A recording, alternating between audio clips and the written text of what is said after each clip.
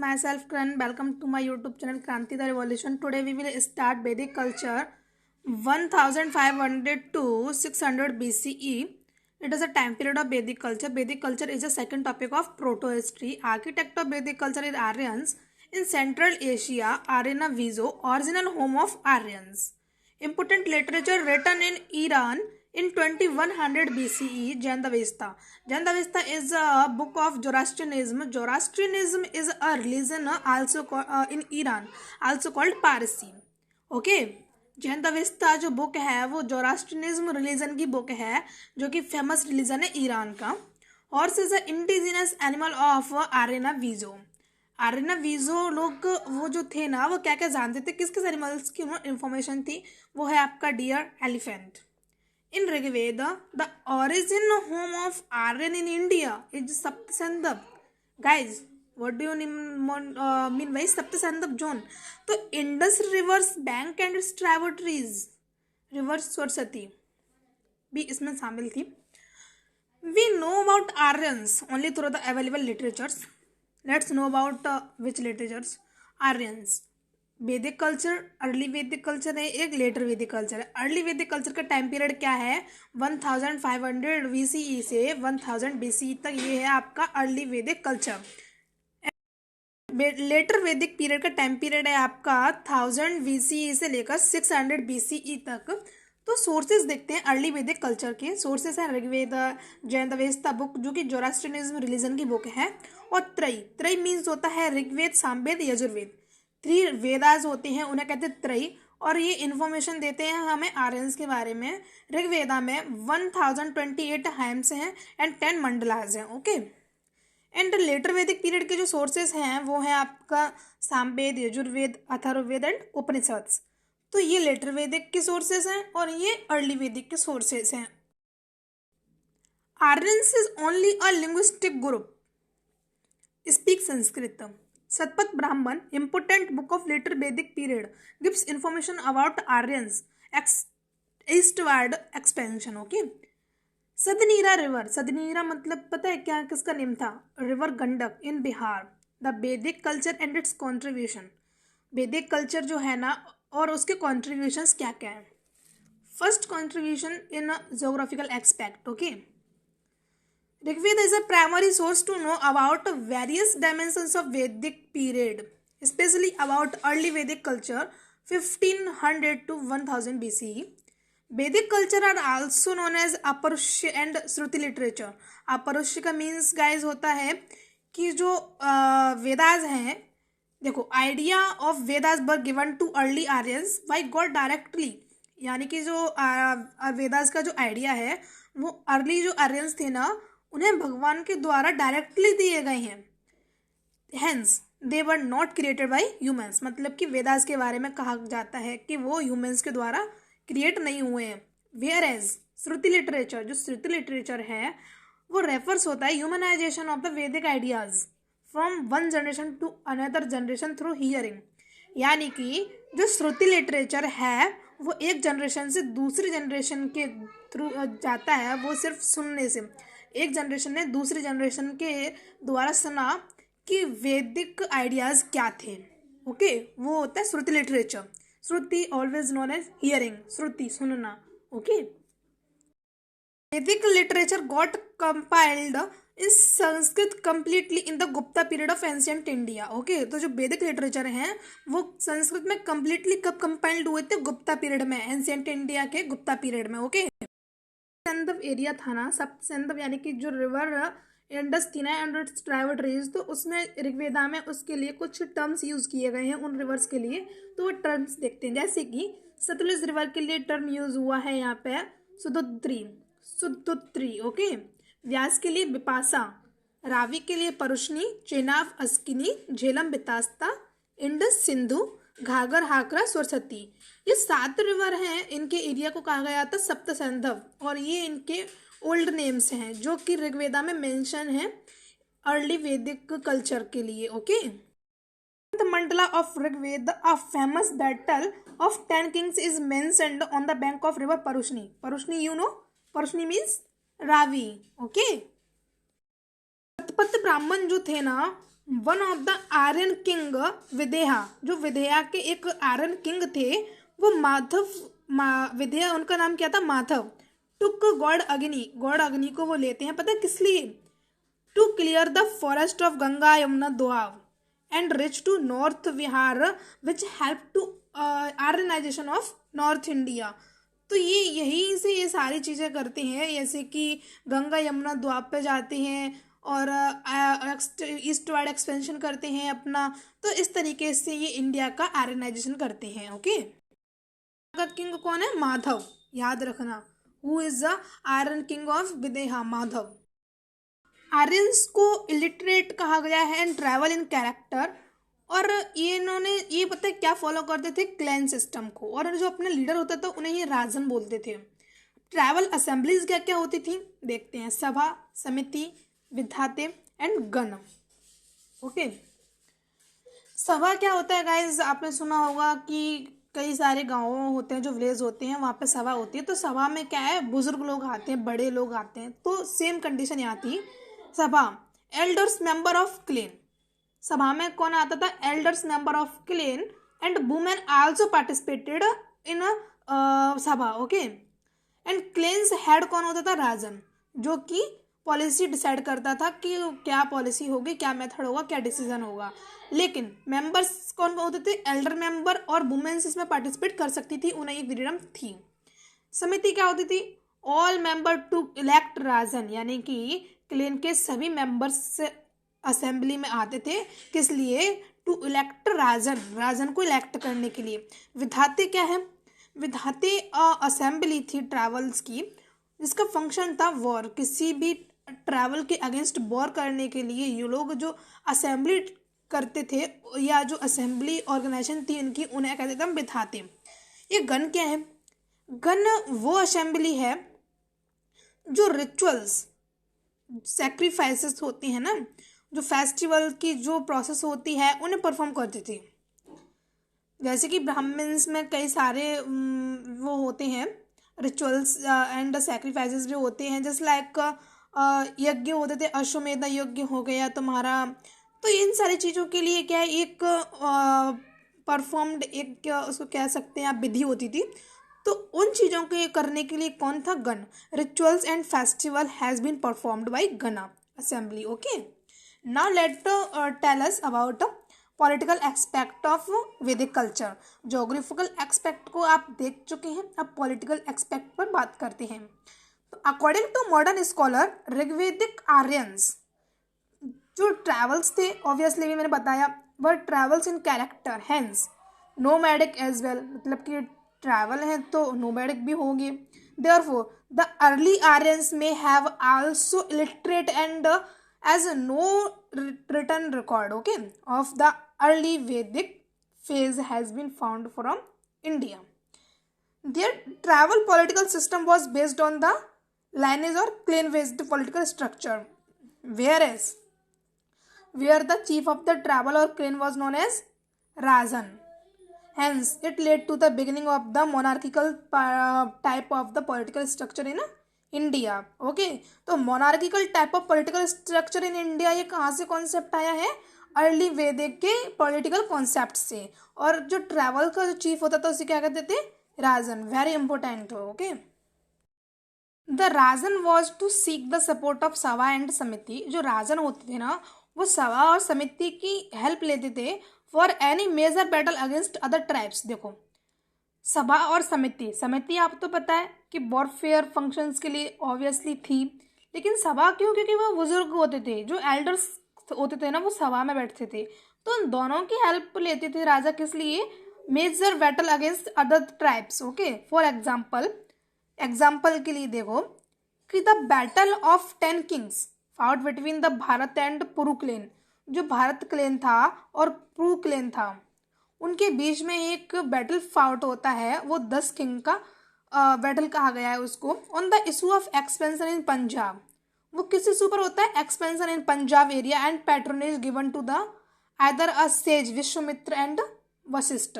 वशिष्ठ और विश्वामित्र को जो पैट्रोनेज दिया जा रहा था उसके ऊपर, और पंजाब के एक्सपेंशन के इशू पर भारत और पुरु क्लेन के बीच में एक बैटल फाउट होता है। ओके, तो 2 क्लेन्स हैं, देखो, एक भारत एक पुरु। भारत क्लेन का किंग कौन था? सुदास, याद रखना। भारत क्लेन का किंग था सुदास। पुरु क्लेन का, उसमें 10 किंग्स थे। अब 10 किंग्स कौन कौन थे? तो हाफ थे इसमें आर्यंस, हाफ थे नॉन आर्यंस, यानी कि हाफ लोग थे आर्यंस, हाफ लोग थे नॉन आर्यंस। नॉन आर्यंस में भी कई सारी कम्युनिटीज आ जाती हैं, जैसे उस टाइम के ब्राह्मण्स थे, क्षत्रिय, वैश्याज, क्योंकि उस टाइम पर भी मतलब कि ये कास्ट सिस्टम चल ही रहा था, लेकिन वो 4 वर्णा में नहीं था। वो मैं भी आपको आगे बताऊंगी कि क्या सिस्टम था। जो नॉन आर्यंस थे वो कौन थे। ओके, एंड भारत क्लेन का किंग कौन था? सुदास। वशिष्ठ सपोर्टेड सुदास, जो वशिष्ठ था ना, जो शेष वशिष्ठ था ना, उसे सुदास को सपोर्ट किया। And Sudas defeated the Puru clan, और सुदास ने पुरु क्लेन को हरा दिया, यानी कि 10 राजाओं को हरा दिया, उनकी टीम को हरा दिया, बट नॉट किल्ड, लेकिन उन्हें मारा नहीं। देखो, इतना बड़ा युद्ध हुआ और राजा जीत चुका है, तो सामने वाले दुश्मन को आजकल तो छोटी मोटी लड़ाइयों में भी लोग ऐसे सोचते हैं कि सामने वाला कितना बड़ा दुश्मन है, लेकिन यहाँ तो एक क्लेन दूसरे क्लेन के राजा को एनिमी नहीं मान सकता है। देखो कैसे। And gave after to merge in Bharat, और उसको भारत क्लेन में मर्ज होने के लिए एक ऑफर भी दिया। Gave offer to merge in Bharat and Kuru clan formed, मतलब कि जो पुरु था ना, पुरु क्लेन भारत क्लेन में मर्ज हो गया और एक नया क्लेन बन के आया, वो था आपका कुरु क्लेन। ओके, कुरु क्लेन, जो कि कुरुक्षेत्र हरियाणा साइड में, जो महाभारत के लिए बहुत फेमस है। देखो, हरियाणा एरिया में लिख रखा भी है। तो देखो, ऋग्वैदिक पीरियड में क्या था और लेटर वैदिक पीरियड में क्या था, इनमें चेंजेस आने लगे थे। अर्ली वैदिक पीरियड कहो या लेटर वैदिक पीरियड कहो, सेम है। ओके, इधर जो आपका क्लेन का हेड होता था उसे राजन कहा करते थे। यहाँ पे परमानेंट सेटलमेंट स्टार्ट हो गए थे लेटर वैदिक पीरियड में। सम्राट become king, powerful and imperial ambitions. यहाँ पता है, जो राजन है ना, वो राजन रिप्लेस हो जाता है सम्राट से। राजन को किसका टाइटल मिल जाता है? सम्राट का। ओके, ट्रैवल असेंबलीज, इधर ट्रैवल असेंबलीज को क्या इंपोर्टेंस दिया जाता था, लेकिन सभा एंड समिति का सिग्निफिकेंस लेस हो गया।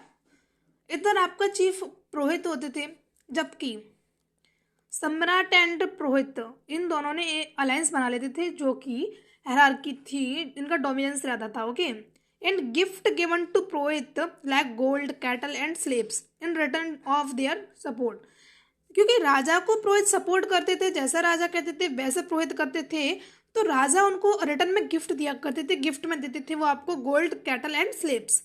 ओके, एंड एजुकेटेड वुमेन्स थी ऋग्वेदिक में, जैसे कि घोषा, अपाला, विरुचि एंड विश्वासवीरा, विश्वासवरा। ओके, तो आप देख सकते हो कि इधर एजुकेशन का लेवल भी काफ़ी अच्छा था वुमेन्स का। ऑन द ट्रैवल जो असेंबलीज थी उनमें भी वुमेन्स को पार्टिसिपेट करने को मिल रहा था। लेकिन लेटर वैदिक पीरियड में क्या होता है वुमेन्स के साथ, आइए देखते हैं। Birth based discrimination started. Okay, plus land property, ये भी जो होता है ना, उसका भी राइट्स उन लोगों पे नहीं रहता है, जो लोकल होते हैं ना उन पे। और वुमेन्स एंड शूद्रास की जो स्थिति होती है ना, वो तो समझो बहुत दयनीय हो जाती है लेटर वैदिक पीरियड में। एंड बिकम स्लेव्स, इन्हें ना स्लेव्स बना दिया जाता है वुमेन एंड शूद्रास को।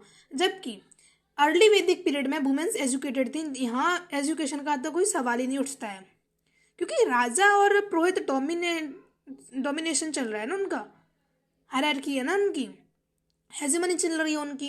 जैसा राजा कह रहा है वैसा पुरोहित कर रहे हैं, जैसा पुरोहित कहेंगे वैसी प्रजा करेगी, क्योंकि वही रिचुअल्स तो परफॉर्म वही करेंगे ना। तो देखो, जैसे कि यहाँ पे ये यज्ञ फॉर्म होते थे, अश्वमेधा यज्ञ और राजस्व यज्ञ एंड वाजपेयी, ये बहुत इंपॉर्टेंट यज्ञ हैं जो कि राजाओं द्वारा परफॉर्म किए जाते थे। अश्वमेधा यज्ञ होता है, अश्व मीन्स होता है घोड़ा। अश्वमेधा जो यज्ञ होता था वो हॉर्स की स्ट्रेंथ के लिए यूज होता था। एंड राजस्व जो होता था ना, वो रत्न विमेशी इसके लिए यूज होता था। एंड वाजपेयी चैरियट रेस के लिए, वो रथ की रेस के लिए होता था। ये तीनों का अलग अलग ही महत्व होता है, जैसे कि अश्वमेधा हॉर्स, राजस्व रत्न विमेशी and Vajapeya chariot race. Okay, Agnihotri sacrifice, you know what is Agnihotri sacrifice? Agnihotri sacrifice is a sacrificial ritual for common mans. Okay, तो ये कॉमन मैन के लिए सैक्रिफिशियल रिचुअल्स होती थी, और जो परमानेंट सेटलमेंट है ना वो भी लेटर वैदिक पीरियड से ही स्टार्ट हुआ था। Okay, start social aspect. Social aspect, society egalitarian थी। एगैलिटेरियन यानी कि इक्वलिटी पे बेस्ड थी। इन इनिशियल सोसाइटी, जो इनिशियल सोसाइटी होती थी ना अर्ली वैदिक कल्चर की, वो क्या है 3 भागों में डिवाइडेड थी, जिसमें सबसे ऊपर रहते थे warriors, purohits and common man. Warriors mention in 10th mandala of Rigveda, Purushasukta hymns. Okay, तो जो वॉरियर्स के बारे में, मतलब ये जो है ना, ये तुम्हारा ये सोसाइटी का जो डिवीजन है ना किस तरीके से था, इन सारी चीज़ों के बारे में किसमें मेंशन है, 10th mandala of Rigveda, Purushasukta hymns. Okay, it changed into 4 varna system in post later Vedic period.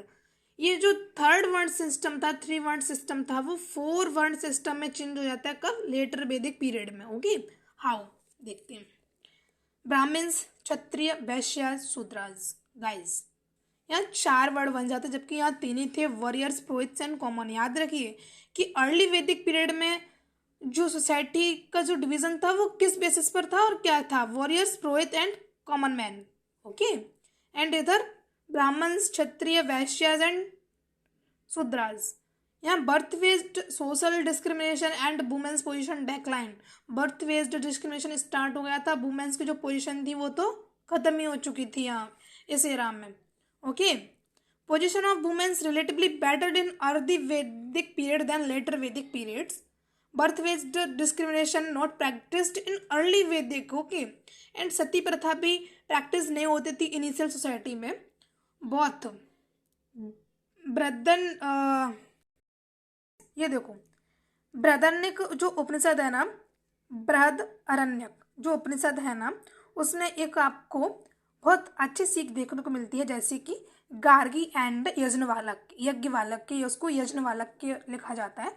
उसकी एक स्टोरी होती है, देखते हैं स्टोरी क्या थी। In the court of Videha king, Janak, Videha का जो किंग था ना जनक, उसके कोर्ट में एक लड़की आती है गार्गी। और आपको मैं एक कहानी सुनाती हूँ जो कि वुमेन एजुकेशन के ऊपर बहुत अच्छी है। आई थिंक लोगों को मोटिवेट भी करेगी, ये काफ़ी अच्छी है अभी के लिए भी और उस जमाने के लिए भी। तो सुनिए, यहाँ एक गार्गी जो एक लड़की होती है, वुमेन होती है, वो नॉलेज ठीक थी उसकी, लेकिन यज्ञ वाले की को ये था कि नहीं, मेरे अलावा इतना नॉलेजेबल कोई है ही नहीं, मेरे पास जो इन्फॉर्मेशन वो किसी के पास है ही नहीं, मुझे बहुत ज्ञान है, सबसे ज़्यादा ज्ञान मुझे ही, बाकी किसी को ज्ञान है ही नहीं। बस ये उसका ये मानना था, लेकिन होता क्या, यही देखते हैं। तो विधेया क्या है, Mithila region of Bihar court. King थे उसके जनक, जो सीता के फादर थे ना वही जनक। ठीक है, तो यज्ञवालक के क्या कहता है कि most intelligent person of that point of time. Yajnavalkya खुद को ये समझता है कि मैं I am a very intelligent person on the earth at that point of time. Okay, लेकिन गार्गी हार नहीं मानती है, वो भी कहती है कि मैं तो कंपटीशन करूंगी, चाहे हारी जाऊं लेकिन कंपटीशन तो करूंगी। जनक उन्हें मना करते हैं कि गार्गी तुम देखो वो बहुत इंटेलिजेंट है, तुम उनसे कंपटीशन ना करो, लेकिन वो मानती नहीं है और वो कंपटीशन करती है। गार्गी, गार्गी एक लड़की है। ओके, तो यज्ञवालक के और गार्गी के बीच में कंपटीशन होता है। ये गार्गी क्या है, उनसे क्वेश्चंस करती है। तो कंपटीशन चलता है सुबह से कई टाइम तक, और वो आत्मा के ऊपर, धर्म के ऊपर कई सारे ऐसे क्वेश्चंस करती है जिनके कुछ के तो यज्ञवालक के जवाब दे देता है, कुछ के नहीं देता है, और पूछता है क्या तुम फालतू के क्वेश्चन बार बार किए जा रही हो। लेकिन गार्गी हार नहीं मानती है, क्वेश्चंस पे क्वेश्चंस करती जाती है और क्वेश्चंस के आंसर्स भी देती है, और इस तरीके से गार्गी की विजय हो जाती है और यज्ञवालक के हार जाते हैं। ओके, तो इस तरीके से पता चलता है कि वुमेन्स की एजुकेशन भी उस टाइम में बहुत अच्छी थी। जबकि यही नहीं है कि पुरुष ही लोग समझे कि हमें इन्फॉर्मेशन है, हम इंटेलिजेंट, नहीं, ये वुमेन्स की जो पावर है ना वो उसने दिखाई। वो इसलिए नहीं कि वो हार गई तो उसे कुछ इनाम चाहिए, कुछ उसे गिफ्ट चाहिए, नहीं, वो वुमेन्स क्या है, क्या नहीं कर सकती, उनके पास कितनी नॉलेज है, वो ये दिखाना चाहती थी, ना कि ये कि मैं उसे हरा पाऊंगी कि या नहीं हरा पाऊंगी। वुमेन्स को वो एक इक्वलिटी के बेसिस पे दिखाना चाहती है, जैसे कि तुम्हारे पास नॉलेज हो सकती है, वो नॉलेज हमारे पास भी है, लेकिन हम ये नहीं कहते कि हम मोस्ट इंटेलिजेंट पर्सन हैं। Okay, I hope you understand what I want to say you. तो गाइज, मेल एंड फीमेल वो इनिशियल पीरियड से इक्वल रहे हैं, चाहे वो नॉलेज के बेसिस पर हो, चाहे वो कार्य के बेसिस पर हो, सब में girls are equal to boys. Okay, अब लेटर वैदिक पीरियड के बारे में देखते हैं। यहाँ 4 आश्रम होते हैं, 4 वर्ण आश्रम। कौन कौन से आश्रम है? ब्रह्मचर्य, ओके, वानप्रस्थ, गोत्र सिस्टम। देखो, ब्रह्मचर्य और गृहस्थ, वानप्रस्थ और सन्यासी। ब्रह्मचर्य होता है शादी न करना, ब्रह्मचर्य अपना ले, सन्यास ले लेना, सेलिबेसी भी कहते हैं इसको। गृहस्थ होता है शादी कर लेना, कर गृहस्थी संभालना। वानप्रस्थ होता है कि तुम सन्यास ले लो, और ये भी सन्यासी जैसा होता है, लेकिन इसमें थोड़ा उसके रूल्स अलग होते हैं वानप्रस्थ के। ब्रह्मचर्य और वानप्रस्थ में थोड़े से डिफरेंस होते हैं, वरना सेम ही होते हैं। सन्यासी, सन्यासी ये लेटर वैदिक पीरियड में ऐड हुआ है, अर्ली उसमें नहीं था ये, ठीक है, एडेड होता है ये 600 BCE में। और गोत्र सिस्टम, जो कि काउपेन कहा जाता है, गोत्र सिस्टम को काउपेन भी कहते हैं, याद रखना। Okay, now we will discuss about social aspect. Is our topic is completed about social aspect. Discuss about economic structure of early Vedic period and later Vedic period. Early Vedic period में क्या होता था? कैटल रेयरिंग चीफ एक्टिविटी थी, और इधर letter Vedic period में आपकी chief activity क्या हो जाती है? एग्रीकल्चर। परमानेंट सेटलमेंट भी आ जाता है इधर। Milk and milk product use होते थे। Okay, started eastward expansion. Okay, ब्रिशी राइस या ब्रिशी, यानी कि जो इधर ही ना एग्रीकल्चर के लिए ब्रीही एक वर्ड यूज हुआ है, ब्रीही, उसे ना राइस के लिए यूज करा गया है। इधर एग्रीकल्चर के लिए ब्रीही, जैसे कि राइस हो गया। इम्पोर्टेंट जो मेटल यूज होता था वो था कॉपर, इधर कॉपर मेटल का यूज होने लगा था। इधर एग्रीकल्चर में क्या था? कृषि। वहाँ सिर्फ 2 ही चीज़ें यूज होती थी, जैसे कि गोमुदा और यवा। गोमुदा का मीन्स होता था वीट, और युवा का मीन्स होता था बार्ली। लेकिन यहाँ एक नई राइस मिली आपको देखने के लिए, राइस नई एग्रीकल्चरल क्रॉप मिली, वो है ब्रीही। ब्रीही वर्ड यूज हुआ है राइस के लिए। यूज ऑफ श्याम कृष्णा अयास, मतलब कि श्याम अयास हो गया आपका कॉपर, और ब्लैक जो मेटल होता था ना उसे आयरन कहा गया है। ये सॉरी यहाँ कट हो गया, लेकिन यहाँ कॉपर लिखा है। ओके, श्याम और कृष्णा अयास उसे कहते हैं copper, and black metal are. तो गाइज, ये हमारा अभी वैदिक कल्चर अभी कंप्लीट नहीं हुआ है, इसके कुछ टॉपिक्स और रह गए हैं। एस्पेक्ट हो गया, सोशल एस्पेक्ट हो गया, इकोनॉमिक एस्पेक्ट हो गया, religious aspects and technological role in ancient India, ये हम अगली वीडियो में कंप्लीट करेंगे।